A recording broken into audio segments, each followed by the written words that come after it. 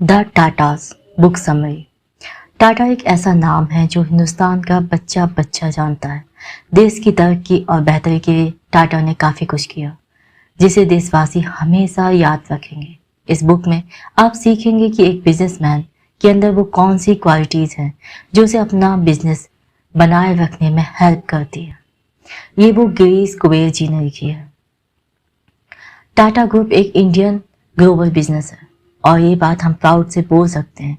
लेकिन टाटा ग्रुप की इस फेनोमेनल सक्सेस का राज क्या है? कैसे उनका सफर शुरू हुआ? टाटा कल्चर क्या है? नाम, पावर, पैसा और सक्सेस। टाटा के पास सब कुछ है, लेकिन ऐसा क्या है जो उन्हें दुनिया के बाकी बिलियनियर से अलग बनाता है? आपको इन्हीं सब सवालों के जवाब और बाकी और भी बहुत सी बातें इस बुक में पता चलेंगी। नुसैरवान जी ऑफ नवसारी।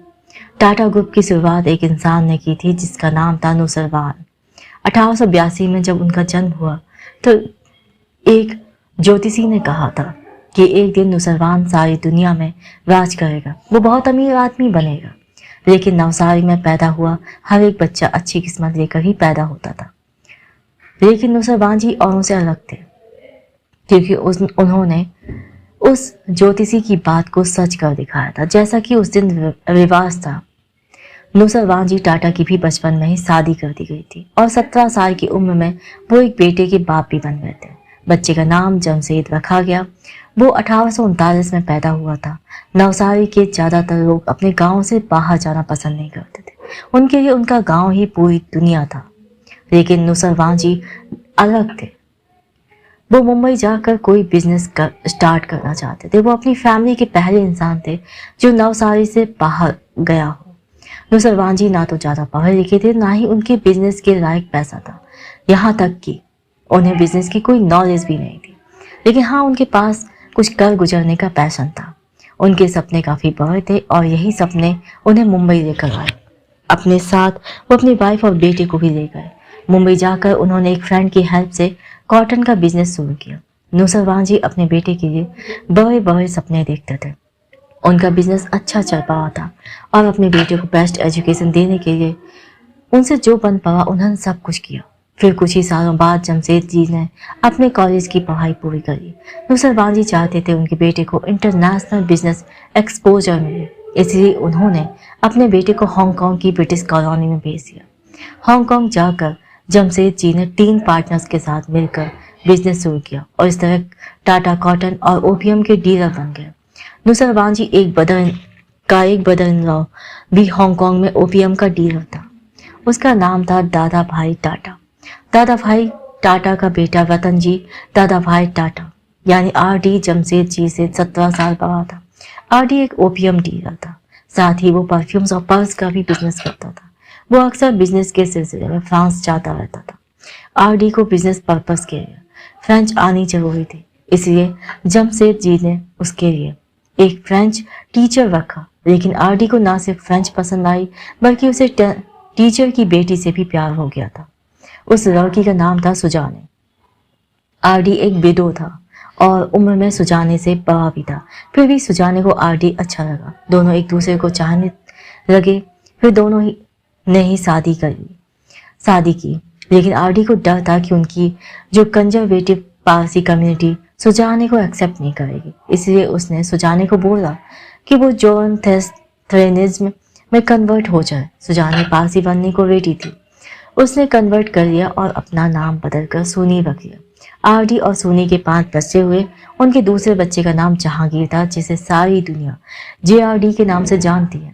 टाटा फैमिली का बिजनेस अच्छा चल रहा था। वो लोग चाइना और यूरोप को ओपीएम और कॉटन एक्सपोर्ट करते थे और इंडिया में चाय, टेक्सटाइल और गोल्ड इंपोर्ट करते थे। उनका बिजनेस तेजी से ग्रो कर रहा था और जल्द ही जमशेद जी ने संघाई में अपना सेकंड ऑफिस खोल दिया था।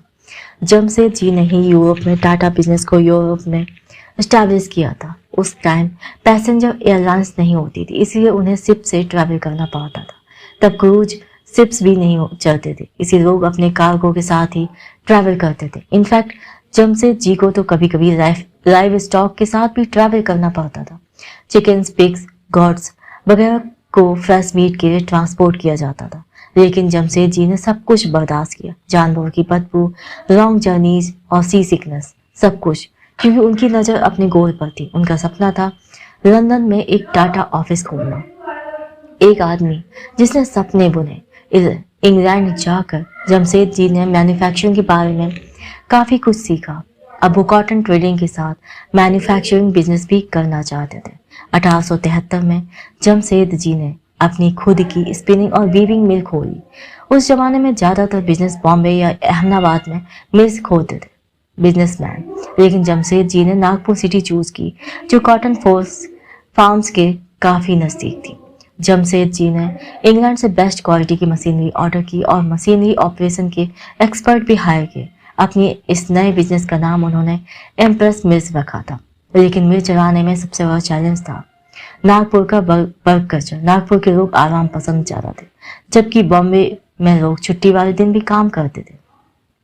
लेकिन नागपुर में सिर्फ 80% लोग ही काम पर आते थे। लोग छोटी छोटी बातों पे छुट्टी मांग लेते थे। ऐसे में एम्प्लॉयज को पनिशमेंट देने के बजाय जमशेदजी ने एक पॉजिटिव सॉल्यूशन निकाला। उन्होंने एम्प्लॉयज के लिए प्रोविडेंट फंड स्कीम या कहें कि पेंशन प्लान निकाला, ताकि रिटायरमेंट के बाद भी लोगों की जिंदगी आराम से चल सके। जमशेदजी ने एक इंश्योरेंस स्कीम भी शुरू की। अगर कोई एम्प्लॉय काम के दौरान घायल हो जाए या उसकी डेथ हो जाए तो उसे और उसकी फैमिली को मेडिकल एक्सपेंस मिल सके। वो अपने वर्कर्स के लिए स्पेशल इवेंट्स जैसे स्पोर्ट्स डे और फैमिली डे भी ऑर्गेनाइज करवाते, जहां पर गेम्स के विनर को इनाम के तौर पर कैश, रिस्ट वॉचेज या गोल्ड चेन्स मिलती थी। ये जमशेदजी की इनोवेटिव आइडियाज का ही कमाल था, जो एम्प्रेस मिल के वर्कर्स अपने काम को लेकर और ज़्यादा मोटिवेट फील करने लगे थे और उनके वर्क एथिक्स में भी काफ़ी चेंजेस आए थे। इस तरह के पेंशन प्लान्स और इंश्योरेंस बहुत इंपॉर्टेंट थे और उस टाइम में तो इंग्लैंड में भी वर्कर्स को इस तरह की फैसिलिटीज़ नहीं दी जा रही थी। जमशेदजी के इस इनिशिएटिव से न सिर्फ उनकी गुडविल नेचर का पता चलता है, बल्कि ये भी जाहिर होता है कि वो दूर की सोचते थे और टाटा कल्चर में हमेशा इन्हीं छोटी छोटी बातों का ध्यान रखा जाता है। एम्प्रेस मिल टाटा ग्रुप की फाउंडेशन बनी। ये मिल पूरे 100 सालों तक चली। एक सक्सेसफुल बिजनेसमैन के तौर पर जमशेदजी को हमेशा याद किया जाता है, हमेशा उनकी तारीफ होती, लेकिन वो कभी भी सारा क्रेडिट खुद नहीं लेते, बल्कि अपने एम्प्लॉयज़ के साथ शेयर करते थे।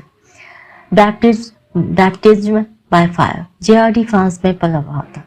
ये 1925 की बात है, जब उसने टाटा स्टील में काम करना शुरू किया था। उन दिनों बॉम्बे हाउस नया नया बना था। उनके फादर आर.डी. ने उसे जॉन पीटरसन से इंट्रोड्यूस करवाया, जो टाटा स्टील का मैनेजिंग डायरेक्टर था। पीटरसन जेआरडी का मेंटर बन गया। कुछ महीनों बाद जेआरडी को जमशेदपुर भेजा गया, जिसे इंडियन इंडस्ट्री का मक्का कहा जाता है। टाटा की पहले से वहां पर एक फैक्ट्री थी। जेआरडी को हर डिपार्टमेंट में एक दिन स्पेंड करना था और देखना था कि वहां पर काम कैसे होता है। जब गर्मियां आई तो आरडी बाकी फैमिली के साथ फ्रांस चले गए। वो लोग गर्मी की छुट्टियों में फ्रांस के अपने हॉलिडे होम जाते थे, लेकिन जेआरडी को उनके फादर ने ट्रेनिंग के लिए जमशेदपुर में रहने को बोला। आरडी उस वक्त तक 70 साल के हो चुके थे। एक रात उनकी सबसे बड़ी बेटी ने उन्हें डांस करने को बोला। आरडी उठकर डांस करने लगे, लेकिन थोड़ी ही देर बाद थक कर बैठ गए। उन्हें सीने में हल्का सा दर्द उठा और वो कोलैप्स हो गए। उन्हें सीवियर हार्ट अटैक आया था। आरडी की उसी वक्त डेथ हो गई थी। डॉक्टर बुलाने तक मौका तक नहीं मिला। आरडी, जिन्होंने जमशेदजी के साथ बिजनेस खड़ा किया था, अब इस दुनिया से जा चुके थे। जेआरडी के लिए एक शॉकिंग न्यूज़ थी। अपने 4 भाई बहनों की रिस्पॉन्सिबिलिटी अब उनके कंधों पर थी। एक और बड़ा चैलेंज उनके सामने था। आरडी की कंपनीज डूब रही थी और उन पर काफ़ी कर्ज था। जेआरडी को अपनी कुछ प्रॉपर्टीज बेचनी पड़ी। उन्होंने सुनीता हाउस, पुणे बंगला और फ्रांस का हॉलिडे होम बेच दिया। जेआरडी और उनके भाई बहन ताजमहल होटल में जाकर रहने लगे। फैमिली बिजनेस चलाने के लिए जेआरडी ने अपनी फ्रेंच सिटीजनशिप छोड़ दी और उन्हें इंग्लिश सीखनी पड़ी, क्योंकि फ्रेंच उनकी नेटिव लैंग्वेज थी। 1973 में बोर्ड मेंबर्स ने जेआरडी को टाटा एम्पायर का लीडर डिक्लेयर किया। The birth of a motor car, एक मोटर कार का जन्म। The birth of a motor car Rolls Royce England की है, मर्सिडीज बेंज जर्मन कार है और फोर्ड अमेरिकन, टोयोटा जापान की है और वॉल्वो स्वीडन की। उन दिनों कोई भी कार इंडिया में नहीं बनती थी।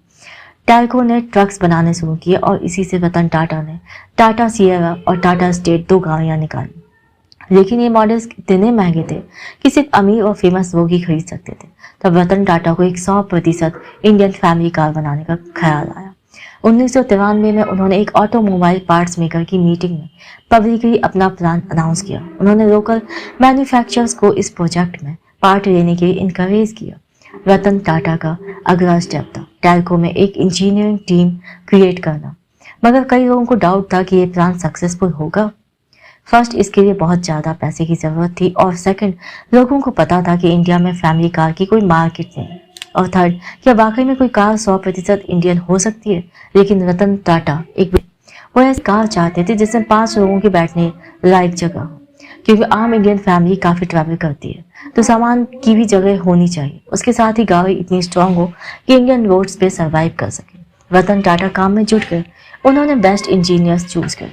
120 करोड़ रुपए उन्होंने CAD यानी कंप्यूटर एडेड डिजाइन में इन्वेस्ट किए। वैसे ये काफ़ी बड़ी इन्वेस्टमेंट थी, लेकिन उन्हें पता था कार के बढ़िया डिजाइन के लिए CAD कितनी काम आ सकती है। डिजाइन फाइनल होने के बाद नेक्स्ट स्टेप था प्रोटोटाइप को रीप्रोड्यूस करना। रतन ने टेल्को फैक्ट्री के अंदर 6 एकड़ की जगह अलॉट कर दी। कई लोगों ने इस बात पे उनका मजाक भी उड़ाया कि रतन टाटा का पूरी तरह से इंडिजीनियस कार बनाने का सपना क्या सच में पूरा होगा? लेकिन वो रतन टाटा थे, उनकी सोच भी बड़ी थी और सपने भी। उन्हें ये समझ आ गया था कि लोकल कार की डिमांड रहेगी और इसके लिए फैक्ट्री में एक बड़ी जगह और टॉप क्वालिटी की मशीनरी की जरूरत पड़ेगी। रतन को निसान ऑस्ट्रेलिया की एक कंप्लीट लेकिन अनयूज्ड असेंबली लाइन के बारे में पता चला। जापानीज कार मैन्युफैक्चरर इन्वेस्टमेंट के तौर पर रिटर्न पाने की बात से ही खुश हो गया था। रतन को ये सारी मशीनरी काफी लो प्राइस यानी कि 100 करोड़ में मिल गई, लेकिन अभी एक चैलेंज और बाकी था। उन्हें ये सारा असेंबली मटेरियल ऑस्ट्रेलिया से इंडिया ट्रांसपोर्ट करना था, और ये काम बड़ा मुश्किल था क्योंकि पहली बात तो उनके इंजीनियर्स को ये सारे पार्ट्स पर ध्यान से डिसमेंटल करने होंगे और लेवल्स के लेआउट को बड़ी केयरफुली स्टडी करना होगा ताकि उन्हें सीक्वेंस में असेंबल कर सके। फिर हर एक पीस को अच्छे से पैक करके इंडिया भेजना था। असेंबली लाइन का टोटल वेट करीब 14,800 था, जिसके लिए 650 कंटेनर लगे थे। ये सारी मशीनरी ऑस्ट्रेलिया से इंडिया लाने में उन्हें करीब 6 महीने लगे। फाइनली असेंबली लाइन को टेल्को फैक्ट्री में सेट किया गया। ये 500 मीटर लंबा था और 450 रोबोट्स इस पर काम कर रहे थे। रतन टाटा पर्सनली विजिट करने आए। उन्होंने एक पार्ट देखा जिसे असेंबल करने के लिए एक इंजीनियर को अप एंड डाउन जाना पड़ रहा था। अगर फैक्ट्री में रोज की 300 कारें बनेंगी तो इसका मतलब है इस इंजीनियर को 600 बार ऊपर नीचे जाना पड़ेगा। रतन टाटा ने एक रोबोट को उस पर्टिकुलर पार्ट को मॉडिफाई करने का ऑर्डर दिया। हम नहीं चाहते कि हमारे लोग इस तरह की कमर तोड़ वाला काम करें, रतन बोले। उन्होंने ये भी नोटिस किया कि उनके कुछ इंजीनियर्स को हर रोज 500 मीटर की असेंबली लाइन के ऊपर से जाना पड़ता है, तो उन्होंने उन लोगों के लिए साइकिल्स ऑर्डर कर दी ताकि आने जाने में उनकी एनर्जी वेस्ट ना हो। 1998 के कार एग्जीबिशन में रतन टाटा ने खुद कार चलाई जो पूरी तरह से इंडियन मेड थी। दूसरी कार ब्रांड्स ने ब्रांडिंग के लिए खूबसूरत मॉडल्स को रखा हुआ था। उनके प्रोडक्ट्स रोटेटिंग प्लेटफॉर्म्स पर डिस्प्ले के लिए रखे गए थे, मगर टाटा वालों का स्टॉल सबसे अलग था। मेल मॉडल्स ने पगड़ी और फीमेल मॉडल्स ने साड़ी पहनी हुई थी। कुछ स्कूली बच्चे भी हाथों में तिरंगा लिए खड़े थे। उनके बाद रतन टाटा ने बड़ी प्राउड से इंडियन कार में एंट्री की।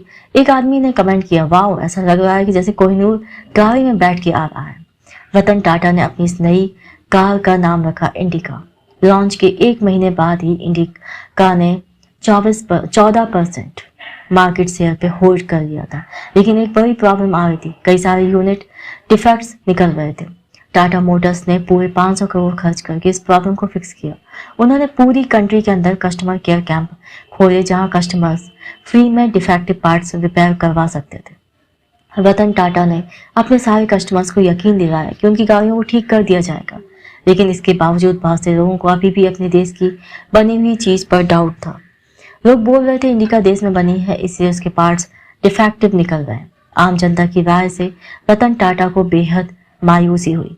फिर टाटा मोटर्स इंडिका का न्यू वर्जन 2.0 यानी कि इंडिका V2 लेकर आया, और इसी नई कार के साथ ही रतन टाटा ने प्रूव कर दिया था कि हम लोग भी 100% इंडियन लेकिन वर्ल्ड क्लास क्वालिटी की कार बनाने की काबिलियत रखते हैं। ये नया मॉडल पहले वाले से हर हाल में बेटर था।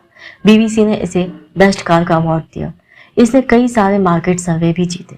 इस पॉइंट पे आके टाटा मोटर्स फुल फॉर्म में चलने लगी थी। रतन टाटा लोगों को ये मैसेज देना चाहते थे कि अगर हमें खुद पे यकीन है तो नामुमकिन कुछ भी नहीं। वो देश के यंग इंजीनियर्स को ये विश्वास दिलाना चाहते थे कि हम इंडियन भी वर्ल्ड क्लास चीजें बना सकते हैं। वो सारे हिंदुस्तानियों को खुद पे यकीन रखना सिखाना चाहते थे। रतन टाटा से पहले किसी ने भी एक पूरी इंडियन मेड कार के बारे में नहीं सोचा था, लेकिन आज टाटा मोटर्स पूरी दुनिया में इंडिया का झंडा फहरा रहा है।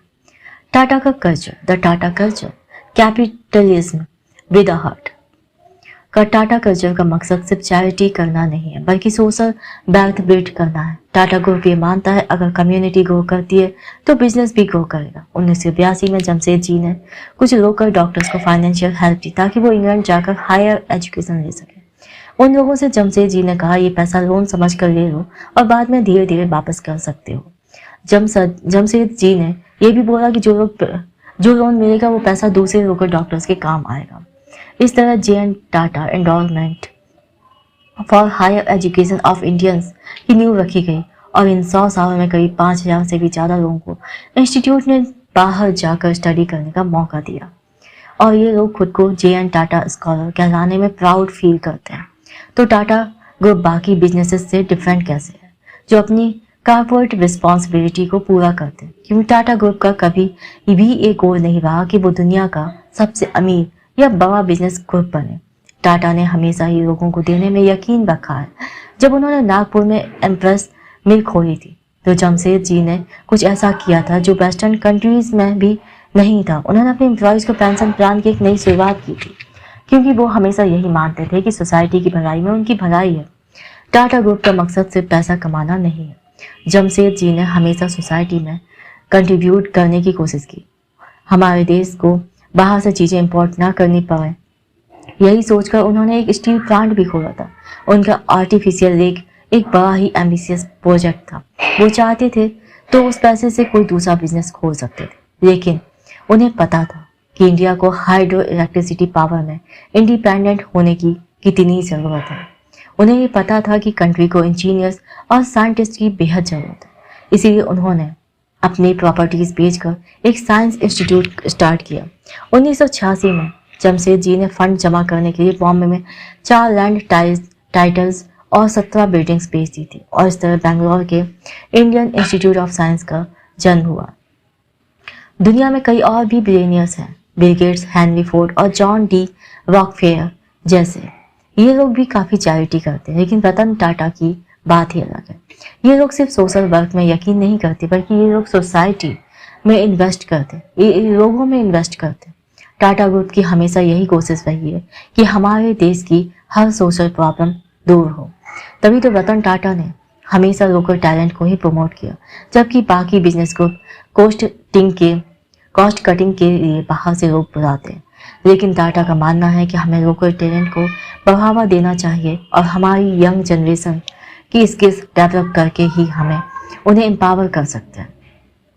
तमिलनाडु के होसुर में गरीब लोगों की तादाद काफ़ी ज़्यादा थी। ये सब लोग सबसिस्टेंस एग्रीकल्चर पे गुजारा करते थे। इन लोगों के पास ना तो कोई खास स्किल है और ना ही पैसे कमाने का कोई जरिया। टाटा ने 1987 में होसुर में एक प्लांट खोला। टाटा चाहता तो इजीली बेंगलोर से स्किल्ड वर्कर्स हायर कर लेता, लेकिन उन्होंने ऐसा नहीं किया। टाटा ग्रुप ने होसुर के 400 लोकल स्टूडेंट्स को सिलेक्ट किया जो 12वीं पास थे। इन 400 स्टूडेंट्स को बेंगलोर ट्रेनिंग के लिए भेजा गया। इनमें से कई तो ऐसे थे जो फर्स्ट टाइम किसी सिटी में जा रहे थे। इन लोगों को ट्रेनिंग देकर स्किल्ड बनाया गया और फिर होसुर फैक्ट्री में उन्हें काम पर रखा गया।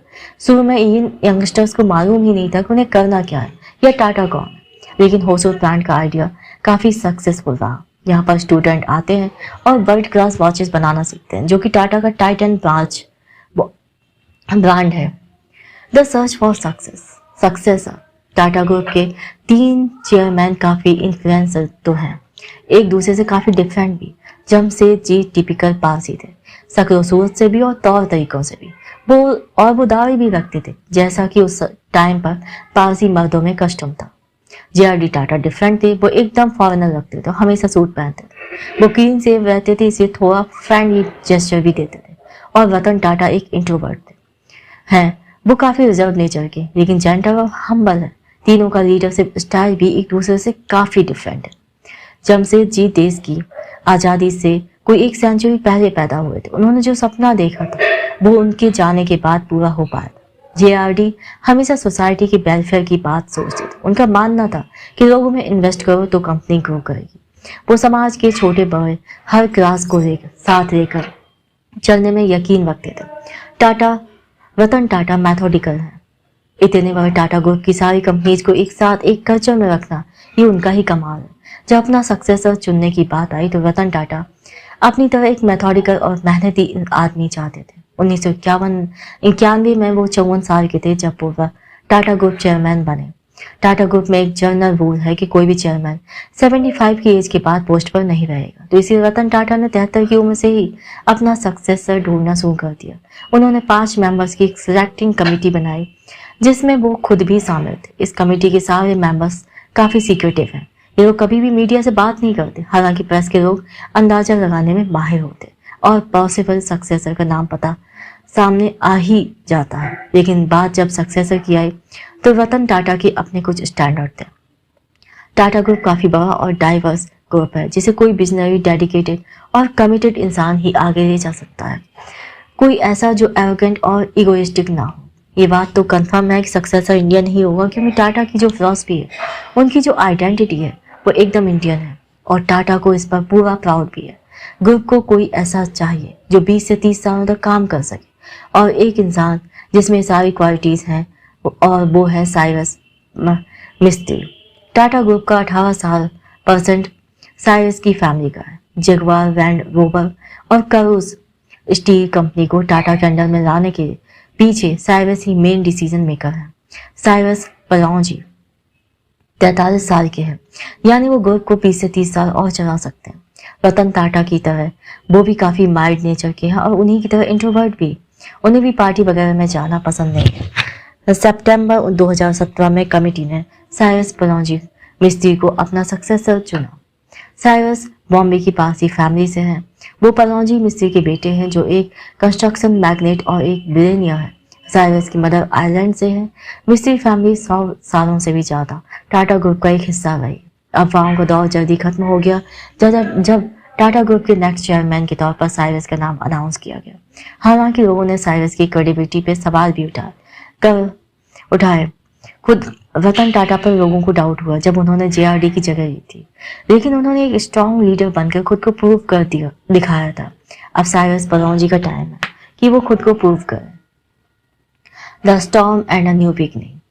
टाटा ग्रुप अपनी दूर की सोच और लॉन्ग टर्म थिंकिंग के लिए जाना जाता है। टाटा ग्रुप के डिसीजन कभी भी किसी साल के स्टैटिस्टिक्स पर बेस्ड नहीं होते। टाटा की फाउंडेशन हमेशा इंटेग्रिटी की हो रही है। वैसे साइरस पलौजी मिस्त्री डिफरेंट अप्रोच रखते हैं। वो परफॉर्मेंस को नंबर्स से मेजर करते हैं। हर चीज को लॉस और प्रॉफिट के टर्म में देखना उनकी आदत है। साइरस का फर्स्ट मेजर डिसीजन था उन बिजनेसेस को क्लोज करना जो अब प्रॉफिट नहीं दे रहे थे। उन्होंने इंग्लैंड का स्टील बिजनेस बेच दिया था।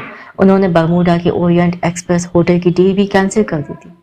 New chairman financial services, retail, tourism, leisure और डिफेंस जैसे कामों पर फोकस करना चाहते थे। साइरस पलौजी मिस्त्री मानते हैं कि टाटा ग्रुप को फोकस्ड रहकर रेवेन्यू जनरेट करना है और सोच समझकर इन्वेस्टमेंट करनी है। फिर टाइम आया सारी टाटा कंपनीज के लीडर की एनुअल मीटिंग का। साइरस सबके बिजनेस परफॉर्मेंस और फ्यूचर प्लान्स के बारे में सुनना चाहते थे। अपने इन्वेस्टर्स के सवालों का जवाब देने के लिए वो पूरी तरह तैयार थे। अभी इस सब की तैयारी चल रही थी कि साइरस ने सुना कि कुछ बोर्ड मेंबर्स इवेंट से पहले एक इनफॉर्मल मीटिंग कर रहे हैं। उन्हें कुछ नहीं पता था कि मीटिंग क्यों हो रही है या उन्हें इस बारे में क्यों नहीं बताया गया। एक्चुअल एनुअल मीटिंग पर 2 अनएक्सपेक्टेड गेस्ट को देखकर साइरस थोड़ा हैरान हुए। एक थे नितिन नोहरिया, एक बोर्ड मेंबर, और दूसरे थे खुद रतन टाटा। साइरस जानते थे इस तरह के इवेंट्स में रतन कभी नहीं आते। ये एक कस्टम था टाटा ग्रुप में कि चेयरमैन रिटायर होने के बाद इंटरफेयर नहीं करते थे। साइरस को इस बात से काफी सरप्राइज हो गए थे। आखिर ये सब चल क्या रहा है। जल्द ही नितिन नोहरिया ने एक अनाउंसमेंट की। बोर्ड मेंबर्स चाहते थे कि साइरस मिस्त्री रिजाइन कर लें। पहले वाली मीटिंग का एजेंडा था उन्हें पोस्ट से रिमूव करना। रतन टाटा ने सिर्फ इतना बोला, सॉरी साइरस, ये सब कुछ नहीं होना चाहिए था। मीटिंग में साइरस को बताया गया कि सारे बोर्ड मेंबर्स की मर्जी के बाद ही ये डिसीजन लिया गया है, क्योंकि साइरस पर अब उन्हें कॉन्फिडेंस नहीं रहा है। साइरस को हटाने का क्लियर रीजन क्या है ये कोई नहीं जानता। मीटिंग के सिर्फ 30 मिनट बाद ही ये न्यूज आग की तरह फैल गई थी। हर न्यूज़पेपर की हेडलाइन में टाटा ग्रुप का ही नाम था। हर कोई साइरस मिस्त्री को हटाए जाने के बारे में अंदाजे लगा रहा था। कुछ लोगों ने बोला शायद उसने अनप्रॉफिटेबल बिजनेस बेचे इसलिए उसे हटाया गया। कुछ का मानना था साइरस ने टाटा ट्रस्ट फंड को इग्नोर किया इसीलिए उसे हटाया गया। मगर रतन टाटा चुप रहे। उन्होंने कोई भी बात कंफर्म या मना नहीं की। ये माना जाता था कि हर न्यू चेयरमैन 20 से 30 सालों तक लीड करेगा, लेकिन साइरस सिर्फ 4 साल ही पोस्ट पर रहे। उन्होंने नेशनल कंपनी लॉ ट्रिब्यूनल में एक कंप्लेंट भी फाइल कर दी। साइरस ने टाटा ग्रुप पर अपने साथ हुई नाइंसाफी का इल्जाम लगाया। खैर जो भी हो, टाटा ग्रुप एक नया रिप्लेसमेंट ढूंढने में लगा रहा। उन्हें जल्दी नया प्रोस्पेक्ट मिला। नटराजन चंद्रशेखरन टाटा कंसल्टेंसी सी सर्विसेज के सीईओ। वो एक आर्टिस्टिक और सॉफ्ट स्पोकन इंसान है। अपने करियर की शुरुआत से ही वो टीएससी में है। फरवरी 2017 में चंद्रशेखरन को ऑफिशियली टाटा ग्रुप का चेयरमैन अनाउंस किया गया। Japanese telecom company Docomo Tata group के अगेंस्ट एक लॉ सूट करने जा रही थी, लेकिन चंद्रशेखर के इंटरफेयर से ये इश्यूज रिजॉल्व हो गया था। उनका स्टील बिजनेस यूरोप में घाटे में चल रहा था, तो नए चेयरमैन ने टाटा स्टील यूरोप को जर्मन कारपोरेशन के साथ मर्ज कर दिया। उन्होंने टाटा टेली सर्विसेज पर भी एयरटेल को बेच दी थी। दिसंबर 2017 तक टाटा ग्रुप एक बार फिर से स्टेबल हो गया था। नटराजन चंद्रशेखरन अब टाटा ग्रुप को और आगे लेकर जाएंगे, यही उनसे उम्मीद है। आपने टाटा ग्रुप के बारे में सुना, पढ़ा। आपने इस बुक में जमशेद जी, जेआरडी और रतन टाटा के बारे में भी सुना। आपने इस बुक में एम्प्रेस मिल्स और इंडिका के बारे में जाना। आपने यहाँ टाटा कल्चर की इंटेग्रिटी, गुडविल और सोशल वेल्थ के बारे में भी पढ़ा। टाटा बिजनेस को लेकर काफ़ी इंटेलिजेंट और दूर की सोच रखने वाले लोग हैं, मगर वो अपनी एबिलिटी का यूज़ देश को हेल्प करने के लिए करते हैं। वो मानते हैं कि कम्युनिटी की हेल्प करना जरूरी है और लोगों की भलाई में ही कंपनी की भलाई शुरू है छुपी हुई है। शायद यही उनके सक्सेस का सीक्रेट है।